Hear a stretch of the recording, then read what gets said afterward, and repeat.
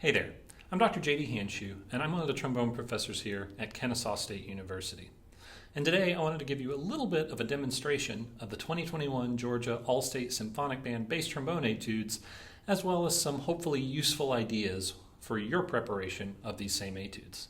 First, let's check out etude number 1.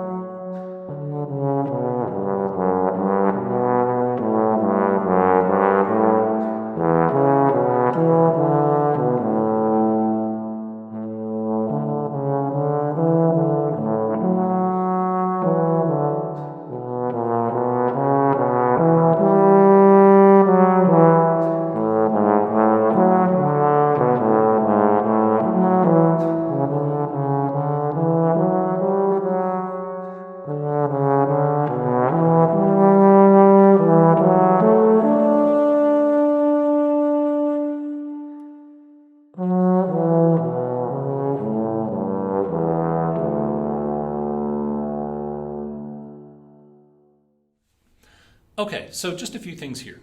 Firstly, you'll notice that I perform this at a slightly slower tempo than what's marked, about 72 beats per minute. And while the marking does say quarter note equals 80, it also says adagio molto espressivo, which I take generally as meaning quite a bit slower. But instead of turning it into a funeral dirge, I decided to just back off the tempo a tiny bit, and I found that this lets the music breathe a little bit more, I can be a little bit more expressive, and I don't feel hurried at all. Next, I would highly recommend marking all of your breath marks. You can look here at my sheet music, and I've marked all of my breaths in red lines. Now, you can feel free to copy mine, but you'll probably find that you might need more breaths, you might need fewer breaths, you might need breaths in different places. So it would be best for you to experiment and find out exactly where you want to breathe. Now, if you don't do this, you might find that you're gasping for air and you might end up on the floor passed out, and we definitely don't want that. And then finally, a few other things. Listen for intonation, particularly on high Ds, and those will show up a few times in this piece, most notably in the final one underneath the fermata near the end. Now, these notes tend to be really pretty flat on some trombones, so check with a tuner that you're close to pitch. Also, consider that all dynamics in this are relative. All dynamics in general are very much relative. As a bass trombonist myself, I understand the tendency and the temptation to see forte, fortissimo, and get a little carried away. I'm just as guilty as the rest of us. I've had more than one string player give me a pretty nasty look during rehearsals for being maybe just a little too loud.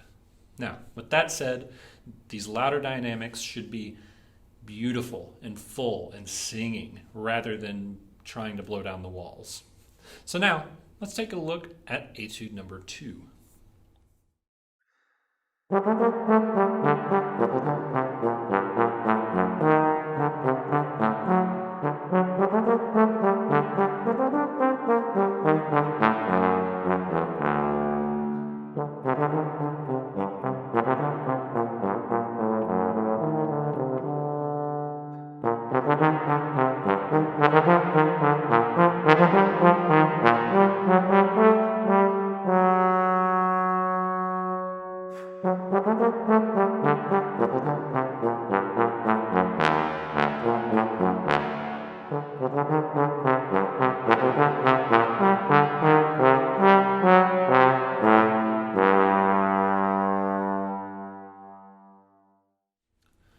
Okay, so this is obviously a much different style than the first excerpt. The first thing you probably notice is that I also brought the tempo slightly down in this one as well, from dotted quarter note equals 78 to closer to dotted quarter note equals 72. I did find that 78 felt very frantic, very hurried, and it didn't allow me to play with the style and dynamics that I really wanted to. Now, this was a personal choice, so you can absolutely feel free to ignore this advice and go with the marked tempo if you would prefer. Regarding style, the most important things I can say here are that this should be light and that you should not think of these 16th note staccatos as short.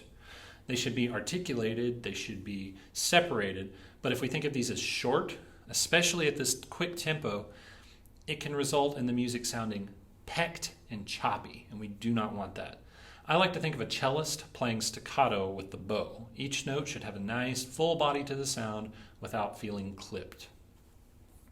You can also feel free to add a slight ritardando in measures 15 and 16 as you approach the fermata. For me, this helped connect the faster music of the first two lines to this fermata, and it also keeps it from sounding like you've been speeding on the highway and suddenly you see a police officer on the side of the road and have to slow down suddenly. We don't want that. We want it to all make sense in context. Now lastly, if you're one of those lucky bass trombonists who not only have a double valve instrument, but an instrument with independent valves that allow each valve to work by itself, there's a great little trick that can help with the technique required in this etude. Using your second valve to play C's in second position, or if you have a G valve rather than the more common G flat valve, you can play this in third position, I feel is far more useful than playing that same note with the F attachment. And what this does is allows you to start the slide moving in some of these quicker spots so that you have just a little bit more momentum getting to fourth position rather. Now, hopefully some of this has been helpful to you in your preparation of these etudes.